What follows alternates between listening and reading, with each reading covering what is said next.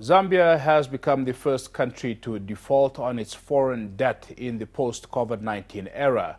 The country is now trying to get international creditors to negotiate a deal to restructure its unsustainable debt load and unlock IMF funding. Joining us now via telephone to gauge us on this matter is Professor Oliver Saasa, who is a renowned economist in Zambia. Professor Saasa, greetings to you. Thank you so much for joining us. Good afternoon. Firstly, talk to us about Zambia. Of course, it is the first country to default or to stop making the required payments on its debt post the COVID-19 era. Could you give us the background to this debt, please?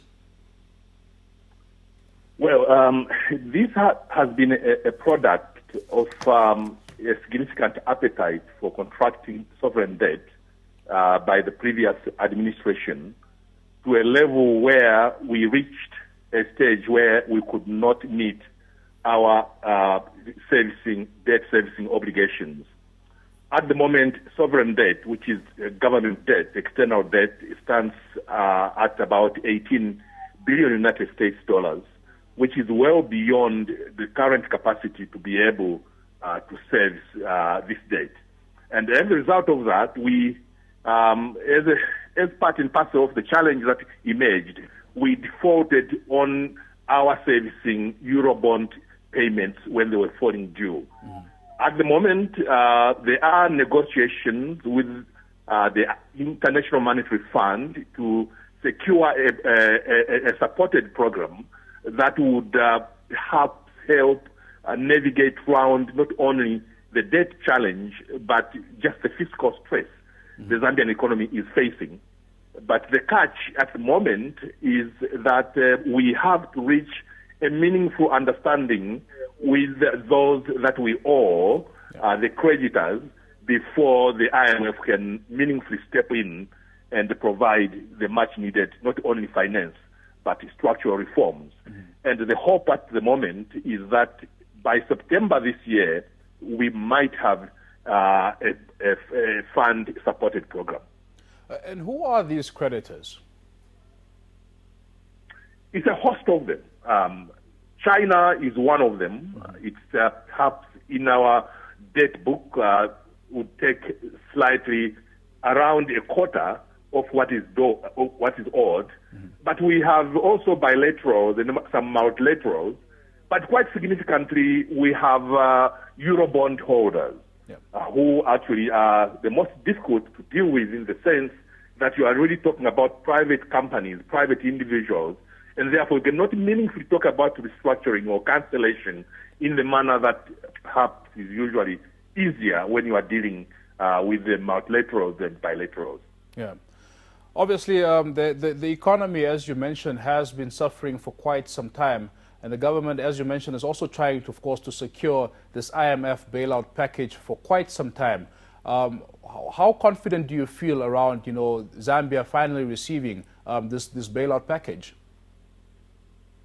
All indications at the moment point to us heading towards receiving a fund-supported program. We have had a number or a series of consultations also with the IMF. Earlier, we have a staff-level agreement, which of course is essentially a precursor to an approval by the Board of Governors, of Directors of the IMF. And we have just recently, last week, one of the 4 vice presidents of the IMF was here, and I've had the opportunity to meet her and her team. Yeah. They made it very clear that on their side, the Zambian government has met all the conditions or expectations on the side of the fund to actually sign off the program. The stumbling block at the moment is really what was happening a couple of days ago in Paris with the Paris Club, where those that we owe money, co-chaired by China, which is important, I must mention, are discussing. And indications are emerging that we are heading towards some positivity. If that is and will be the case, then we expect a smooth sail towards a fund-supported program. Fantastic. Professor Saasa, What would be the implications if this IMF package does not go through? Does Zambia have other avenues to explore? Well, one has to understand that the IMF package, is not only the money, the 1.4 billion that we expect from there. Yeah. We are talking about a program which essentially speaks directly to reforming our architecture, our economic and fiscal architecture, in a manner that make us function better, in a manner that will attract to Zambia sufficient foreign direct investment, portfolio investment too, that would kickstart the economy that presently is seriously stressed. Yeah. So essentially what it means is that the IMF program is not coming. We have to look at how we can do it internally in a way that respects the sort of thing that must happen towards realizing that goal. The good thing is that the new administration is very different from the previous one, yeah, in the sense that they, without the IMF, have already indicated clear messages regarding how they want to proceed, which of course is actually one of the reasons why the IMF are fairly confident now than before. You remember, we have been looking for an IMF-supported program for the past 5-6 years, yep, and the government then was not meeting some of the very basic expectations that would honor those that want to support us, including the multilaterals like the IMF. Very much so. Professor, thank you so much. Just before we let you go, perhaps could you give us an overview of what the Zambian economy looks like at present? What is the outlook and which sectors are showing promise there? There are several sectors that are showing promise. One of them is mining. You may have witnessed what happened in Cape Town, the mining in Indaba, where substantial resource commitments were made by some of the big guys, big ticket investments in the mining sector. And we are most likely going to see the return of the likes of Anglo-American Corporation. The First Quantum Minerals has put out about 1.5 billion United States dollars for investment of two major investments, which will upscale not only production but the length in terms of mining life of First Quantum investments in here. Tourism too is showing substantial promise. Again, it's really the creation of a facilitative environment.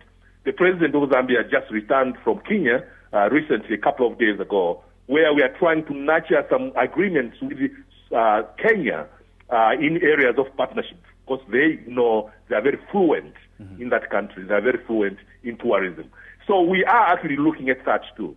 Agriculture is another one. We can go on. I think what's important is to recognize that Zambia is a country that has enormous amount of potential, right, almost across the board. Right. And therefore, all you need is a facilitative environment that can make it happen.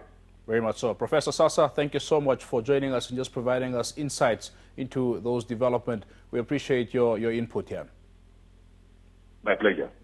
There you have it. Zambian economist Professor Oliver Saasa talking to us about the country, of course, busy with a IMF bailout package. The hope is to secure this package by September. The country at present owes $18 billion in debt.